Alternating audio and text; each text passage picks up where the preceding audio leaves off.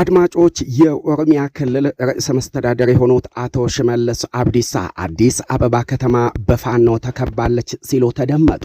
ከዚህ ቀደም ፋኖን በተመለከተ ብሎም በመላው የአማራ ክልል ከተሞች የሚካሄደውን ውጊያ በተመለከተ በመደንፋት ጽንፈኞችን አጠፋን በማለት የሚታወቁት አቶ ሽመልስ አብዲሳ የፋኖ ኃይሎች አዲስ አበባ ከተማን ከበዋታል፣ አይናችንን ጨፍነን ስንገልጥ የፋኖ ኃይሎች እንደ ፍላጎታቸው መሃል አዲስ አበባ ምኒልክ ቤተ መንግስት ገብተው ልናገኛቸው እንችላለን ሲሉ ነው ስጋታቸውን ሲገልጹ የተሰሙትም። ከዚህ ቀደም ወደ ባህር ዳር በማቅናትም ጽንፈኞችን ቁማሩን በላናቸው በማለት የሚታወቁት አቶ ሽመልስ አብዲሳ የፋኖን ኃይሎች የገመገምንበት መንገድ ፍጹም ስህተት ነው፣ ጽንፈኛው ቡድን ከአቅማችን በላይ ሆኗል ሲሉ የተደመጡ ሲሆንም የሻዕቢያ ኃይሎችና የፋኖ ኃይሎች መሃል አዲስ አበባ ከተማ በማንኛውም ሰዓት ሊገቡ ይችላሉ ሲሉ በአዳማ ባካሄዱት ስብሰባ ሲናገሩ ተሰምተዋል። አቶ ሽመልስ አብዲሳ ምን ነካቸው? ከዚህ ቀደም አጠፋ ነው ደመሰስ ነው ሲሉ የሰነበቱትን የፋኖ ቡድን አሁን ደግሞ አዲስ አበባ ከተማ ገብቷል ሲሉ ከሰዋል። እንዲሁ ደግሞ የአዲስ አበባ ህዝብም ጽንፈኛው ቡድን ይመጣል ብሎ የሚጠብቅ ነፍጠኛ ህዝብ ነው ሲሉ የተደመጡት አቶ ሽመልስ አብዲሳ በአዳማ ኢሊሌ ሆቴል ያካሄዱት ስብሰባም እጃችን ገብቷል።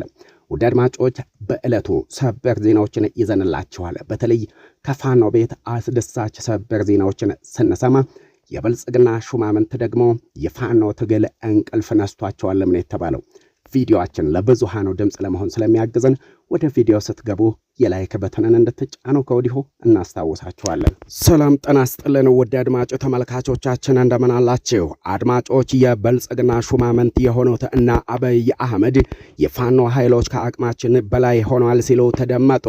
ከዚህ ቀደም ጽንፈኞችን አጠፋን ደመሰስን ሲሉ የቆዩት የብልጽግና ሹማምንትም እና አብይ አህመድና ዲያቆን ዳንኤል ክብረት እና ሽመልስ አብዲሳ እንዲሁ ደግሞ እና አዳነች አበቤ የፋኖ ኃይሎች ከአቅማችን በላይ ሆነዋል፣ ጽንፈኛው ቡድን መሃል አዲስ አበባ ከተማ ዘልቆ በመግባትም ከሻዕቢያ ጋር በመቀናጀት ኢትዮጵያን ለመበታተን እየተንቀሳቀሰ ነው ሲሉ ወንጅለዋል።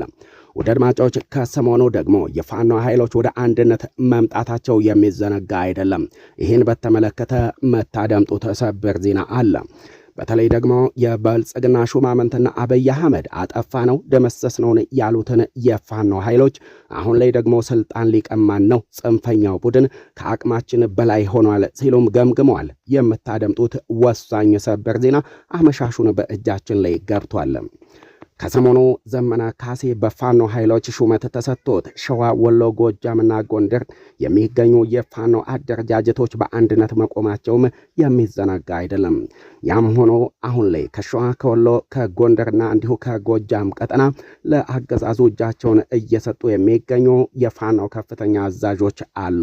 አድማጮች በተለይ ደግሞ ከዚህ ቀደም የብልጽግናው ከፍተኛ አገዛዝ አብይ አህመድ ከፋኖ ኃይሎች ጋር ጥብቅ ውይይቶችን እያካሄድን እንገኛለን ሲሉ መግለጻቸውም የሚዘነጋ አይደለም። ይሄንንም ተከትሎ ይመስላል እነ ታጋይ እስክንድር ነጋንና እነ መከታው ማሞን በተመለከተም አስደንጋጭ ሰበር ዜናም ነው እየተሰማ የሚገኘው። የፋኖ ኃይሎች ወደ አንድነት ከመጡ በኋላ በፋኖ በኩል የተሰጠኝን ሹመትና ስልጣን አልቀበልም በማለት በደብዳቤ ያሳወቀው ታጋይ እስክንድር ነጋ እንዲሁ በሸዋ ቀጠና ከሚገኘው መከታው ማሞን በተመለከተ የምታደምጡት ሰበር ዜና እንዲሁ በእጃችን ላይ ገብቷል። ተከታተሉን። በቅድሚያ ወደ ያዙንላቸው ሰበር ዜናዎች እንለፍና በሸዋ ቀጠና የሚገኙት ጄኔራል ተፈራ ማሞ ጥብቅ ማስጠንቀቂያ ሰጡ። ጽንፈኛው ቡድን በሚል አገዛዙ የአማራ ሕዝብ ላይ መጠነ ሰፊ ጥቃቶችን ከፍቶ ባለበት በዚህ ሰዓት ለአገዛዙ እጃቸውን እየሰጡ የሚገኙ የፋኖ ከፍተኛ አዛዦች ላይና መሪዎች ላይ ጥብቅ ትችትን የሰነዘሩት ጄኔራል ተፈራ ማሞ አሁንም ቢሆን ለአገዛዙ እጃቸውን ለመስጠት ዝግጅታቸውን ያጠናቀቁ የፋኖ ከፍተኛ አዛዦች አሉ ሲሉም ነው የተቹትም። በተለይም እነ ታጋይ እስክንድር ነጋንና እነ መከታው ማሞን የሚጠራጠሩትም ጄኔራል ተፈራ ማሞ የፋኖ ኃይሎች ወደ አንድነት መምጣት ያሳሰባቸውና የብልጽግናውን ተልእኮ ይዘው ወደ ፋኖ ኃይሎች የተቀላቀሉ አንዳንድ የፋኖ ከፍተኛ አዛዦችና መሪዎች አሁንም ቢሆኑም ለአገዛዙ እጃቸውን ለመስጠት ዝግጅታቸውን አጠናቀዋል ሲሉ የተደመጡ ሲሆንም ምናልባትም ታጋይ እስክንድር ነጋ ከሰሞኑ በፋኖ በኩል የተሰጠኝን ሹመትና ስልጣን አልቀበልም ማለቱን ተከትሎ እስክንድር ለአገዛዙ እጁን ለመስጠት አስቦ ሊሆን ይችላል ሲሉም ነው ስጋታቸውን የገለጹትም። ትግላችን የህልውና ነው፣ ትግላችን የህዝባችንን ነጻነት ማወጅ ነው፣ ትግላችን ኢትዮጵያን መታደግ ነው ሲሉ የተደመጡት ጄኔራል ተፈራ ማሞ ወደ ጫካ የገባነው ሹመትም ስልጣንም ፈልገን አይደለም። አንዳንድ የፋኖ ታጋዮች ነን ባዮች ግን ወደ ጫካ ከገቡ በኋላ ዓላማቸውን ዘንግተው ለህዝብ መታገላቸውን ትተው ለሹመትና ለስልጣን እየታገሉ ነው ሲሉ የተደመጡት ጄኔራል ተፈራ ማሞ እነዚህ አካላት በአፋጣኝ ትግሉን ለቀው እንዲወጡ ልንገፋፋቸው ይገባል። ይህ ሊሆን የማይችል ከሆነ ግን የህዝባችን ትግል ሊቀለበስ ይችላል ሲሉም ነው ስጋታቸውን የገለጹትም። እነ ዘመነ ካሴንና እነ ታጋይ እስክንድር ነጋን በማሸማገልም ትልልቅ ሚናዎችን ግዴታቸውን የተወጡት ጄኔራል ተፈራ ማሞ ሹመት፣ ስልጣን፣ ሽልማት ፈልጌ ወደ ጫካ አልገባሁም፣ በስተርጅና ወደ ጫካ የገባሁት ህዝቤን ለመታደግ ነው ሲሉ የተደመጡ ሲሆንም እነ ታጋይ እስክንድር ነጋ ወደ ቀልባቸው እንዲመለሱም ነው የጠየቁትም። ህዝብን መካድ፣ ህዝብን መበደል ፍጹም ስህተት ነው፣ ታሪካዊ ስህተት ነው ሲሉ የተደመጡትም ሸማቂው ኮማንዶ ጄኔራል ተፈራ ማሞ በነዘመነ ካሴና በነታጋይ እስክንድር ነጋ መካከል ያለው ልዩነት ቢፈታም አሁንም ለአገዛዙ እጃቸውን እየሰጡ የሚገኙ አሉ። ፍጹም የሚያሳፍር ነው። የህዝባችን ጥያቄ ባልተመለሰበት ሁኔታ በህዝባችን ላይ የድሮን ናዳ እየተፈጸመ ንጹሐን ዜጎች እየሞቱ ክልሉ እየወደመ ባለበት በዚህ ሰዓትም እንዴት ለአገዛዙ እጅ ይሰጣል ሲሉ የተደመጡትም ሸማቂው ኮማንዶ ጄኔራል ተፈራ ማሞ ምናልባትም ደግሞ እነ ታጋይ እስክንድር ነጋና መከታው ማሞ ለአገዛዙ እጃቸውን ሊሰጡ ይችላሉ የሚል ስጋት እንዳላቸውም ነው የተደመጠው። ውድ አድማጮች፣ በሌላ በኩል ብልጽግና ወደ ተማጽኖ ስለመግባቱ ተገለጸ። ከዚህ ቀደም ጽንፈኞችን አጠፋው ደመሰስኩ ሲል የቆየው አገዛዙ ሻቢያና እንዲሁ ግብጽ በአንድነት ቆመው ኢትዮጵያን ሊበትኑ በመሆኑ የፋኖ ኃይሎች ከመከላከያ ሰራዊቱ ጎን ይሰለፉ ወደሚል ተማጽኖም ገብቷል።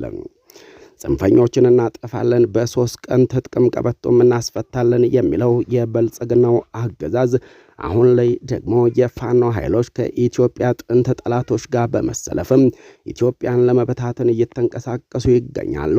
ግብጽና ሻቢያ ፋኖን የሚደግፉት የፋኖን ዓላማ ደግፈው ሳይሆን ኢትዮጵያን መበታተን ስለሚፈልጉ ነው በማለት የገለጹት የ4 ኪሎ ቤተ መንግስት ሹማምንትም ይህ አደገኛ እንቅስቃሴ ነው፣ ለመዋጋትም ለስልጣንም ቢሆን ለሹመት በቅድሚያ ኢትዮጵያ ታስፈልጋለች። የፋኖ ኃይሎች ኢትዮጵያን ከበተኑ በኋላ ከየትኛውን አካል ሊመሩ ነው ወይስ የትኛውን አካል ሊመሩ ነው? ኢትዮጵያን በቅድሚያ መታደግ ያስፈልጋል። ከኢትዮጵያ ጥንት ጠላቶች ጋር የሚካሄድ ድጋፍም በአፋጣኝ ሊቆም ይገባል ሲሉም ነው የተደመጡትም። በሌላ በኩል በጎጃም ቀጠና የሚገኘው አርበኛ ዘመነ ካሴ ወደ ሸዋ ስለማቅናቱ ተሰማ። ታጋይ እስክንድር ነጋ ሹመትም ስልጣንም አልፈልግም ማለቱን ተከትሎ በጎጃም ቀጠና የሚገኘው አርበኛ ዘመነ ካሴ ወደ ሸዋ በማቅናት ከታጋይ እስክንድር ነጋ ጋር መወያየቱም ነው የተሰማው። እስክንድር ነጋ በምን ምክንያት የፋኖን ኃይሎች የአንድነት ጉዳይ ተከትሎ ደስታውን ከገለጸ በኋላ ሹመትና ስልጣን ለምን አልፈልግም አለ በሚል ወደ ሸዋ ያቀናው ታጋይ ዘመነ ካሴ ከእስክንድር ነጋ ጋር እንደተወያየ ሲገለጽ እስክንድር ነጋ ሹመቱንም ስልጣኑንም እንደማይፈልግ ግን ደግሞ እንደ አንድ ተራ የፋኖ ታጋይ ትግሉን እንደሚያስቀጥል ትግሉን እንደሚደግፍ የሚወጣበትን የሚጠበቅበትን በሙሉ እንደሚፈጽምም ሲገልጽ ተሰምቷል።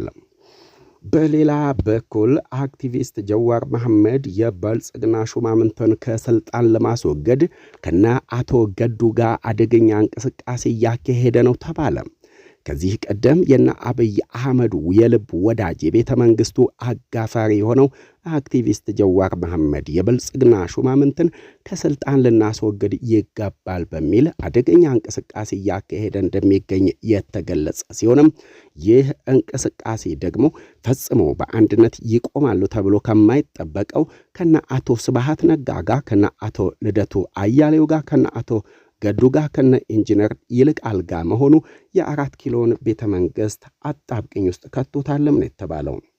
አገዛዙ ፈጽሞ በአንድነት ሊቆሙ አይችሉም ሲል በተደጋጋሚ ሲገልጽ ቢቆይም እነዚህ ኃይሎች ግን በአንድነት በመቆምም የብልጽግናውን አገዛዝ ከስልጣን ልናስወግድ ይገባል የሚል አደገኛ እንቅስቃሴ መጀመራቸው ታውቋል። ታዲያ እና አክቲቪስት ጀዋር መሐመድ ስለ ኢትዮጵያ ከሚመለከታቸው ዓለም አቀፍ ተቋማት ጋር ከዲፕሎማቶች ጋርና ከዓለም አቀፍ መንግስታት ጋር ያካሄዱ ይገኛሉ በተባለው በዚሁ ስብሰባ ላይ በኢትዮጵያ ውስጥ ያለውን ጦርነትም ጄኖሳይድ እንዳሉትና አገዛዙ በንጹሃን ዜጎቹ ላይ ድሮን እየተጠቀመ እንደሚገኝም ሲያጋለጡ ተሰምተዋል። ታዲያ አቶ ገዱ አክቲቪስት ጀዋር መሐመድ አቶ ልደቱ አያሌው በኢትዮጵያ ውስጥ ስር ነቀል ለውጥ ያስፈልጋል፣ አገዛዙ ከስልጣን ካልተወገደ በኢትዮጵያ ያለው የሰብአዊ መብት አያያዝ አደገኛ ሁኔታ ላይ ይገኛል፣ ትምህርት ቤቶች፣ የሲቪል ተቋማትና ሆስፒታሎች እየወደሙ ነው፣ ይህም የሚሆነው በአገዛዙ ነው፣ ስለዚህ ሁላችንም በአንድነት ልንቆምና እናንተም ከጎናችን ቆሙ ሲሉ ዓለም አቀፍ ተቋማትን ድጋፍ ስለመጠየቃቸውም ነው የተሰማው። ታዲያ ይህንንም ተከትለው ይመስላል በ4 ኪሎ ቤተ መንግስት የሚገኙት የብልጽግና ሹማምንትም አክቲቪስት ጀዋር መሐመድም የሆኑ እና አቶ ገዱ ወደ ቀድሞ ስልጣናቸው እንዲመለሱ በኢትዮጵያ ውስጥም ይካሄዳል ተብሎ የሚጠበቀው አደገኛ እንቅስቃሴን ለመቀልበስ ከፍተኛ ሙከራዎችን እያካሄዱ ይገኛሉ። ውድ አድማጮች ስለምትከታተሉን አመሰግንን። በቀጣይ ቪዲዮዎች እስከምንገናኝ ሰላም ሁኑልን።